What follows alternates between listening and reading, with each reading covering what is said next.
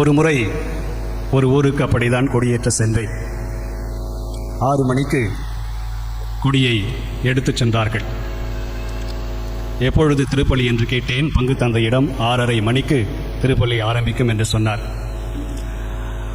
அமர்ந்து ஆவலோடு காத்து கொண்டிருந்தேன். 7 மணி ஆனது, 7:30 மணி ஆனது, 8 மணியும் ஆனது. பசி எடுத்தது. பங்கு தந்தையிடம் கேட்டேன், சாப்பிட்டுட்டு பூச வைக்கலாமா?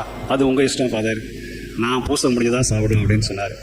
நான் 8 மணிக்கு சாப்பிட்டுட்டேன், ஏன்னா பூச வைக்கணும் அப்படின்னு 8 மணிக்கு சாப்பிட்டுட்டேன்.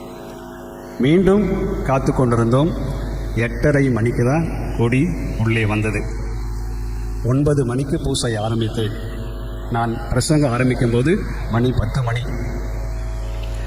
அன்புள்ள இறை மக்களே, உங்கள் அனைவருக்கும் குட் நைட் அப்படின்னு சொல்லி தான் நான் ஆரம்பித்தேன் பிரசங்கத்தை. ஆனால் நம்முடைய பங்கிலே நேரத்தோடு அழகாக இதை செய்திருக்கிறீர்கள்.